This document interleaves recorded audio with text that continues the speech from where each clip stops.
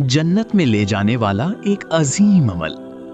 क्या आप तसव्वुर कर सकते हैं, सिर्फ चंद लम्हों का एक अमल और उसके बदले जन्नत का वादा? जी हां, रसूल अकरम सल्लल्लाहु अलैहि वसल्लम ने एक ऐसा आसान मगर हैरत अंगेज अमल बताया है जिसे सुनकर दिल खुश हो जाता है।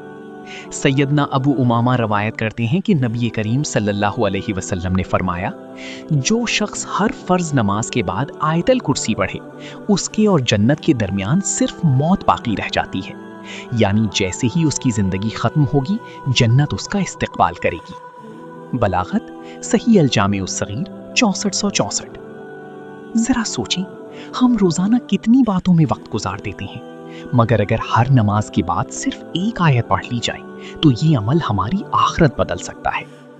आयतल कुर्सी कुरान पाक की अजीम तरीन आयत है।